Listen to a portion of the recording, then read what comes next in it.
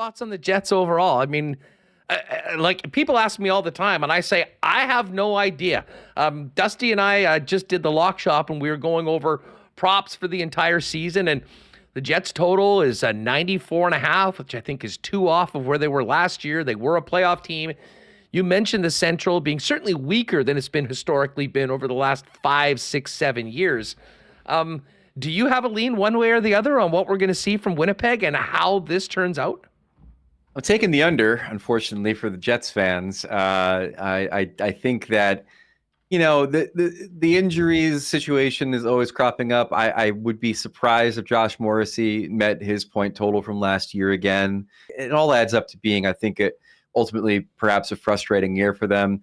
The Central is funny, though. I mean, like I said, once you get past Colorado and Dallas, you have a Minnesota team that feels like it's in purgatory, like they're just pencil them in for 100 points and then losing the first round every year.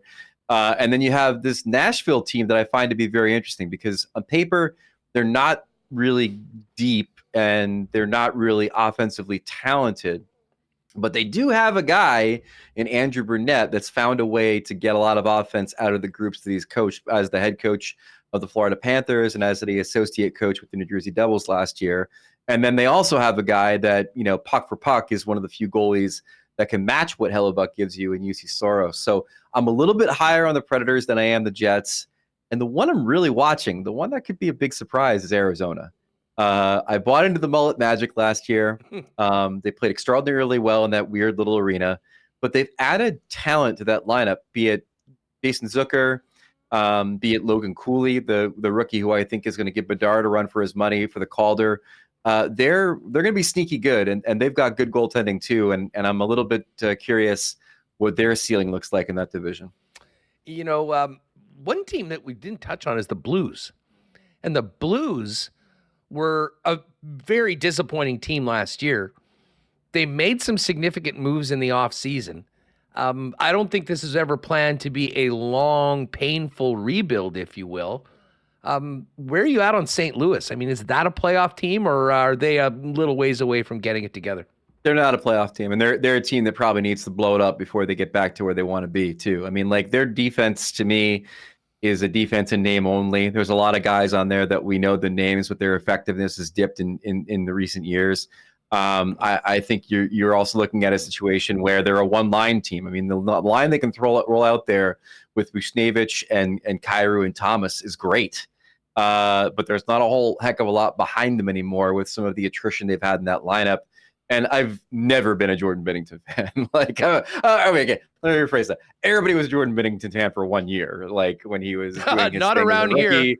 Yeah, well, no, okay, you gotta respect the game at least, right? And I mean, he walked into Boston and won a game 7, and you have to respect that. But I mean, it's ever since that year when they won the Cup, his save percentage has dropped every season since then. And he's the classic goaltender where the analytics tell you, for the most part, that he's been poor. And then you have people that are swearing by the eye test in St. Louis and always just come back at you so harshly on social media if you dare criticize Jordan Binnington.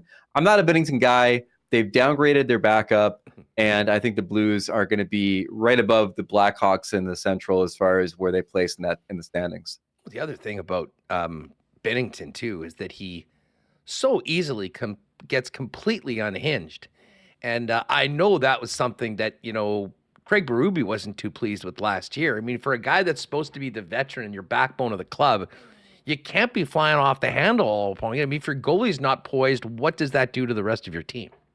Yeah, and there were times when they looked at it as him firing up the team, and there are times when they looked at it as him being petulant. I mean, the bottom line for the Blues is that there's a better chance their goalie is going to get a fighting major this year than them making the playoffs. Listen, I'm definitely here for that. Listen, everyone for good reason is talking about the Edmonton Oilers. They are now looking at Coolbet right here, the betting favorite to win the Cup, slightly ahead of the Colorado Avalanche. You've got some other great teams up there in Vegas and certainly the Leafs, but I know you're high on Edmonton. Is this the year, first of all, that the Cup returns to Canada? And will that spot be in Northern Alberta and Connor McDavid getting to the top of the mountain? Well, obviously the odds moved because I published my predictions this morning, and I said the Oilers would win the cup. I said the Line same thing mover. last year, of course. I texted Ken Holland to let him know I was picking them again, and his response was just, "Oh boy," that's the only thing he said. Here's the thing about Edmonton. I am picking them again to win because I think I was a year early. My take on them last year was that when you get two generational talents on the same team, they find a way to win at some point. Like whether it's Mario and Jagr, or Gretzky and Messier, or Malkin and Crosby. And so that'll happen for Connor and Leon. And what I screwed up on was not realizing that they hadn't reached that point that like McKinnon reached with Colorado, where losing was no longer an option, where they were just so ticked off about how things have gone in the playoffs for them that they simply couldn't stomach losing. I think they're there now. I talked to both Draisaitl and McDavid during the Players Tour in Vegas. We had good conversations about what happened last year and their feelings about it. And I get the sense that they've reached that point now where, they're just it's going to be that year where they just do everything humanly possible to drag this team through the West and then get to the Cup final. To answer your other question, I do think it's the year that the Cup goes back to Canada for the first time since 1993. It's been a great run for the U.S. Because I have them beating the Leafs in the final. I love two things about that. I love the fact that fans in Calgary are going to have to figure out whether to root for the Oilers. Oh my God. Or the Leafs. And I also love the fact that, like, the one thing that we can all agree on is we all love Connor McDavid. Like, McDavid is a remarkably, just ethereal player. Like, he's going to be one of these guys that we tell our grandkids about. But if he becomes the guy that prevents the Leafs from winning their first cups in 67, I think that adds a whole nother layer to him. I think there'll be a certain villain status supplied to him from the people of Ontario that isn't there now, and that's kind of exciting to think about. And at the same point, a hero status on neutrals and hockey fans from all the other Canadian markets. Speaking of the Canadian markets, just stay out west for a minute. Calgary has had big changes in the front office. And Vancouver, I never know where Vancouver's at. They seem to be kind of in that mushy middle, a place where the Jets sort of currently reside, although they've been able to get to the playoffs. Do you think either of those teams will be in the final 16? I do think the Canucks will. I have them making the playoffs this year. I like Rick Tocchet getting a full preseason behind the bench to kind of put his stamp on the team in the way he couldn't last year. A healthy Thatcher Demko, we've seen that 2 years ago where he carried that team on his back to the point where people started to talk about him as a potential Vezina candidate. Great individual players and Paterson and Miller and Besser and players like that. And Quinn Hughes was almost a point per game defenseman for them last year. I wonder if it all adds up to being a playoff team. I'm wagering that it does. And the one thing I really like about what they did in the offseason is they identified their blue line as being insufficient and then made it better. They picked up Ian Cole. They picked up Carson Soucy from the Seattle Kraken, made a couple other moves. It seems like they've addressed the problem sufficiently enough where I think they're a little bit better than Calgary, and I think they'll be a little bit better than Seattle because I think Seattle is going to regress based on their goaltending and based on the fact that I don't think they're going to lead the league in shooting percentage again. Greg, over to the East, speaking of playoff teams, the Ottawa Senators have kind of had this slow ascent. They've done a great job at signing their young players. Now it's time to win and actually do something. And no one's been waiting longer than the fans in Buffalo. And they finally do have an exciting team. I think they've got a real bright future. Can either of those teams, and well, we'll include the Pittsburgh Penguins too, because they missed the playoffs, a very different situation for their club. All three of those teams are pushing to get into that top 8 and be there when the Stanley Cup playoff starts. Will Pittsburgh return, or can Ottawa or Buffalo bounce one of those other teams out and actually finally get back to the playoff tournament? Yeah, Pittsburgh's an easy call. I think they'll be in. I mean, I visited their camp. I like the mix there right now. I think while he's not everybody's favorite, Tristan Jarry is a good regular season goalie and can get the job done there. And again, the luxury of being able to play a Norris caliber defenseman every single time Malkin or Crosby are on the ice, which is what they can do now with Erik Karlsson and Chris Letang, is pretty remarkable. So I think they're a playoff team. I have the Senators ascending. I'm a little nervous about the health of Josh Norris right now, but I think hopefully he'll be okay. Their goaltending, I think, is going to be really good. Korpisalo, I know people run hot and cold on him. I think he's going to be better than average for them. Their lineup is pretty loaded, and like you said, they added. They have all their young players under contract. They added Vladimir Tarasenko in the offseason. I think they're going to be good. And I think they're going to be better than Buffalo, who hasn't convinced me yet that they can defend well enough to earn a playoff spot. But who they replace is the question. And the team I think they're going to replace is the Tampa Bay Lightning. I am very skeptical about the Lightning this year. I was before Vasilevsky's injury. I'm even more so now. At some point, teams become top heavy and they lose enough of their supporting cast where it comes back to bite them. And I think Tampa's there. I mean, you look at the team that won the Cup and how many names from that team are no longer there, but be it Palat, Killorn, Gord, Blake Coleman, Ryan McDonough, I mean, Ross Colton. Like, at some point it catches up with you, and you look at the supporting cast that's there now. I think this is the year where it might catch up with them. And I think it's one of the reasons why Julien Brisebois, their GM, taking that wait-and-see approach with Steven Stamkos' contract, because he knows there's some really heavy lifting to be done with that lineup, because it's not necessarily Cup caliber right now. Let me ask you about two other teams in the East that were both in the playoffs last year, but sort of got there in different ways. The New Jersey Devils, who I know you were very keen on, had just an unbelievable season. I mean, breakout in so many different ways. And then there's the Florida Panthers, who won the President's Trophy the year before and honestly had to get incredibly fortunate in the final week of the season just to be in the playoffs, and then went all the way to the final. Is New Jersey still ascending? And is Florida more a team that is like right around the 8th spot? Are they better than that? Or might they be there with the other Florida team observing when we get to the postseason? The Devils, we haven't even seen their ceiling yet. I think they're going to win the Metro. I think they're going to put up a ton of goals this year. I am a little bit concerned about them buying into their own hype, which can happen to a young team after the season they had last year.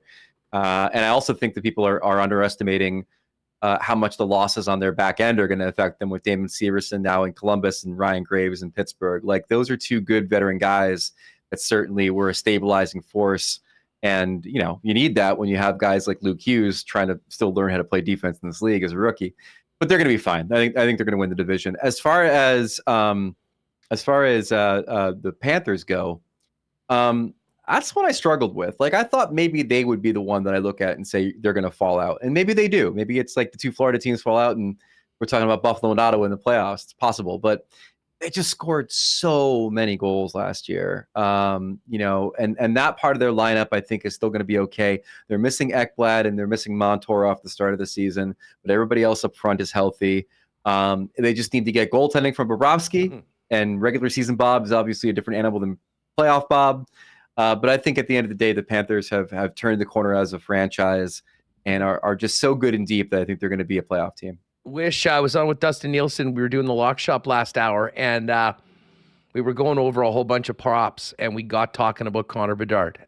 His goal prop is 31.5. His points is about 72.5.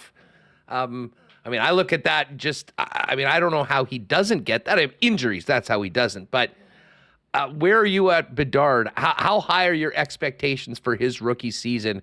And what does that do for the Blackhawks? Over 31's free money. I think that kid tops out at around 35 for the season. He's also like, I know, like, you look at him and you're like, hey, he's a child, but he's pretty like built. Like, he's pretty like stout as a player as far as his body development goes. So I think while we have visions of, Jack Hughes getting knocked around this league like a pinball as a rookie, like, I think Connor Bedard might be more battle ready than some of the other rookies that have come up of his caliber. As far as it leads to the Blackhawks, I just think that roster's terrible. Their goaltending is the worst in the league based on the goalie tandem rankings we just did on ESPN.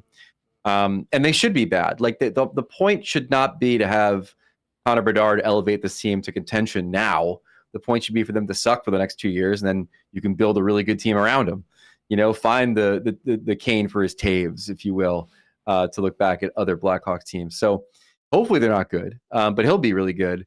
This is like the comparison I made is, and this is how old I am, is like I covered Ovechkin in his rookie year. The 05-06 Capitals were a team that tore it down to the foundations in order to be able to draft the guy. The Blackhawks did the same thing. I mean, there's not really like too many degrees of separation between, Dinas Zubris at 28 joining the Capitals to be with Ovechkin and like Taylor Hall being on the Blackhawks. Like, they're both teams that have some familiar names, a bunch of journeymen, some younger guys, and then, like, in the Blackhawks case, inexplicably Seth Jones is still there. So it's like, other than that, though, I just think that they're going to be bad, and they should be bad. Greg, is there a player or two that might not be a household name to casual fans or the average fan that you think might be a breakout player this year? Is there a couple guys to watch that we should kind of make a note? Remember when Wish told us before the season that this guy was going to be awesome this year? Well, Evan Bouchard's won with the Oilers, and I mean, obviously, statistically, he's been great, and you can say maybe he's broken out, but he's not a household name yet. I think he will be this year. The numbers he put up after they traded Tyson Barrie to Nashville were pretty remarkable, and they have him paired with Mattias Ekholm. That's a great pairing. It worked out really well last year, and I think he's going to have a superlative offensive season for that team. And the other guy also in the West I'm looking at, Wyatt Johnston from the Dallas Stars, who made a lot of waves in the playoff run for them to the conference final. I think he's a really good offensive player, and I know it's a stacked lineup. He's going to have to earn his ice time, but he's a guy that I think, given the right opportunity, could really be an outstanding offensive player for them this year. Who do you think is going to be the most disappointing team in the NHL this season? Well, I mean, I guess the Lightning would be my de facto pick because I have them missing, but I don't know. Like, I have a lot of the teams that you'd expect to be in the playoffs, and I don't know what the expectations are for a Seattle or a Calgary. The Islanders, I think miss, but they were barely a playoff team last year. So I guess I'd have to say the Lightning just based on pedigree. Yeah.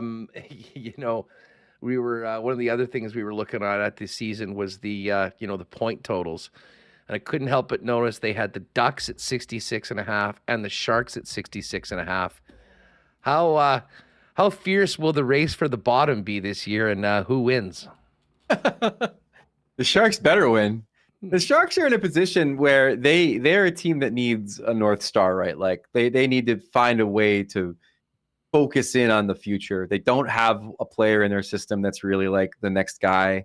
They're in that purgatory of having players like Logan Couture and Thomas Hertl still on the roster, despite clearly wanting to be in a rebuild now. I hope they're under 67.5 because I hope that they get a top 2 pick and grab one of those kids next year, and they can kind of like start cycling back, because I think it's a very, very good market for the NHL. And right now it is in disrepair because of how bad the Sharks are. I mean, I'll be honest, we haven't talked at all, about the draft since we left Nashville, but what's the prognosis for the draft? Like, how valuable will that number 1 pick be? Is it closer to a Bedard or closer to a Slavkovsky next year? Probably somewhere in between. I think the top 2 picks are pretty more like not franchise level Bedard types, but guys that certainly you can build around, maybe a step down from that. But I haven't heard what the overall depth of next year's draft was. I mean, obviously with this past one, the only thing we heard time and time again was how good and deep the draft was and how everybody was keeping their first overall picks. I think at last glance, that was also the situation for next year's draft. So we'll see what comes of it. But again, like, there are definitely teams like the Sharks, Flyers are another one that we would behoove them to be as bad as possible this year. Good point. Just on the way out, does your guy Jack Hughes hit triple digits in points this year? I think so. He would become the first Devil to ever hit 100 points if that were to happen. My colleague Arda O'Cal on our podcast, The Drop, which, by the way, you can find on the ESPN, NHL and ESPN feeds on wherever you get your podcasts. He thinks Jack for the Hart, which I think is bold, but not implausible if the Devils end up winning the Metro Division and he ends up going over 100 points. He's a special player, and there's nothing to make me believe that they're not going to be a great offensive team again this year. Well, listen, I mean, it's a ballsy pick. I mean, anybody other than McDavid's a ballsy pick, but considering he's even money for the Hart Trophy, if you like somebody else, you're going to get a great number. Connor's even money for the Hart? Even money. I see that the thing about him is that, like, while there's always the chance he's going to pop off and be even better than he was last year, there's another chance that he's going to, like, decrease his point total. And if that happens, it's going to open the door for someone else probably. So exactly. And I don't mind the thought of Hughes as far as that next group of guys that could potentially challenge. Team success is very important. That was a 52-win team last year. And certainly if they can even take another step, he will get a lot of look.